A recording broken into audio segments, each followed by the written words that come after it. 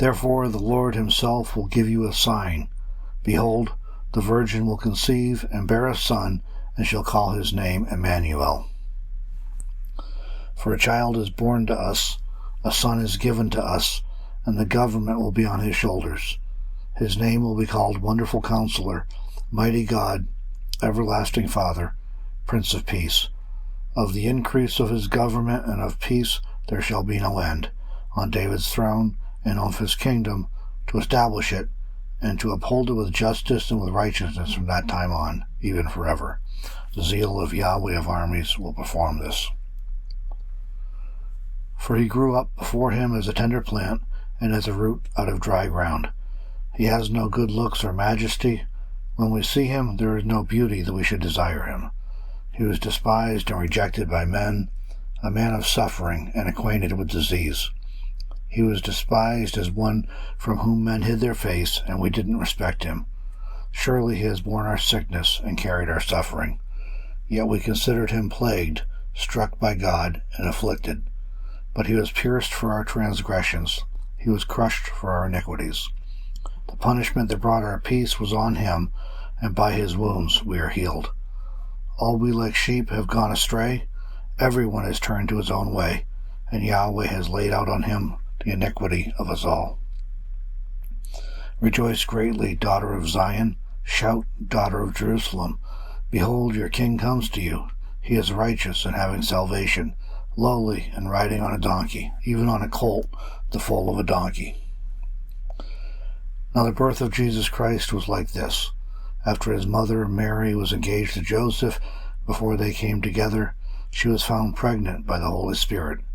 Joseph, her husband, being a righteous man, and not willing to make her a public example, intended to put her away secretly. But when he thought about these things, behold, an angel of the Lord appeared to him in a dream, saying, Joseph, son of David, don't be afraid to take to yourself Mary as your wife, for that which is conceived in her is of the Holy Spirit. She shall give birth to a son. You shall name him Jesus, for it is he who shall save his people from their sins. Now all this has happened that it might be fulfilled which was spoken by the Lord through the prophet, saying, Behold, the virgin shall be with child, and shall give birth to a son. They shall call his name Emmanuel, which is, being interpreted, God with us. Joseph arose from his sleep, and did as the angel of the Lord commanded him, and took his wife to himself, and didn't know her sexually until she had given birth to her firstborn son. He named him Jesus. And behold, the star which they saw in the east went before them until it came and stood over where the young child was. When they saw the star, they rejoiced with exceedingly great joy. They came into the house and saw the young child with Mary, his mother, and they fell down and worshipped him. Opening their treasures, they offered to him gifts, gold, frankincense, and myrrh.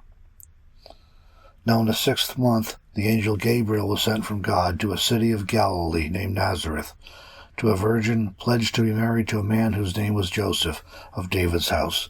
The virgin's name was Mary. Having come in, the angel said to her, Rejoice, you highly favored one. The Lord is with you. Blessed are you among women. But when she saw him, she was greatly troubled at the saying, and considered what kind of salutation this might be. The angel said to her, Don't be afraid, Mary, for you have found favor with God.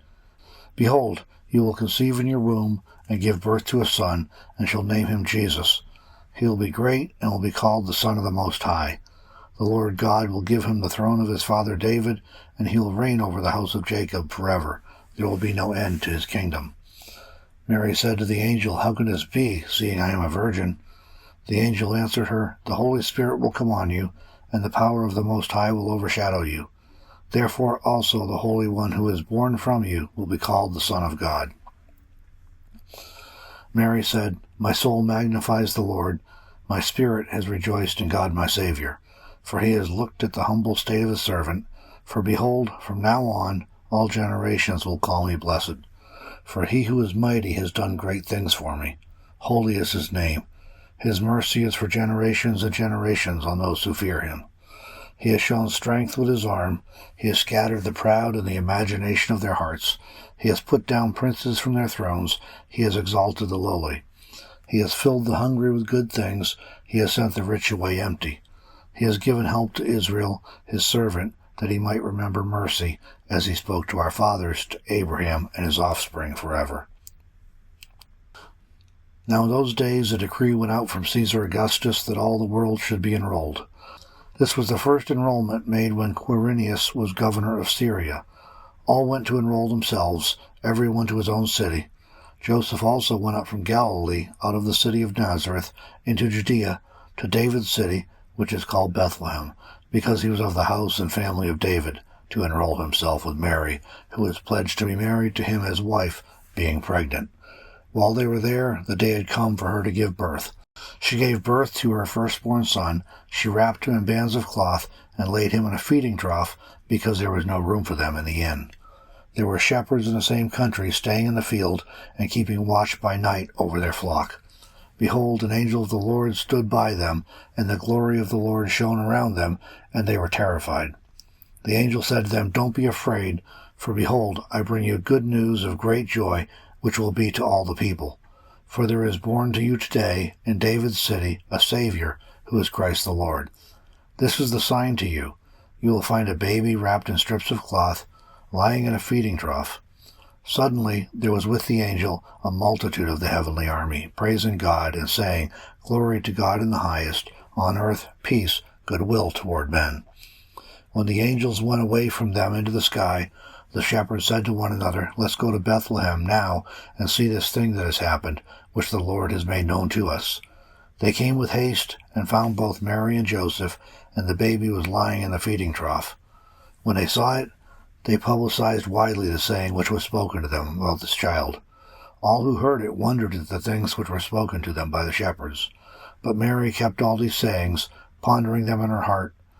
The shepherds returned, glorifying and praising God for all the things that they had heard and seen, just as it was told them. He was in the world, and the world was made through him, and the world didn't recognize him. He came to his own, and those who were his own did not receive him. But as many as received him, to them he gave the right to become God's children, to those who believe in his name, who were born not of blood, nor of the will of the flesh, nor of the will of man, but of God. The Word became flesh and lived among us. We saw his glory, such glory as of the only born Son of the Father, full of grace and truth. John testified about him. He cried out, saying, "This was he of whom I said, He who comes after me has surpassed me, for he was before me." From his fullness we all received grace upon grace. For the law was given through Moses, grace and truth were realized through Jesus Christ. No one has seen God at any time. The only born Son, who is in the bosom of the Father, has declared him. No one has ascended into heaven but he who descended out of heaven, the Son of Man, who is in heaven. As Moses lifted up the serpent in the wilderness, even so must the Son of Man be lifted up, that whoever believes in him should not perish, but have eternal life. For God so loved the world that he gave his only born Son, that whoever believes in him should not perish, but have eternal life. For God did not send his Son into the world to judge the world, but that the world should be saved through him. He who believes in him is not judged.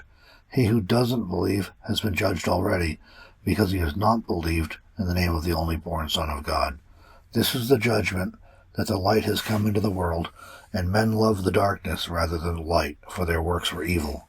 For everyone who does evil hates the light, and doesn't come to the light, lest his works should be exposed. But he who does the truth comes to the light, that his works may be revealed, that they have been done in God.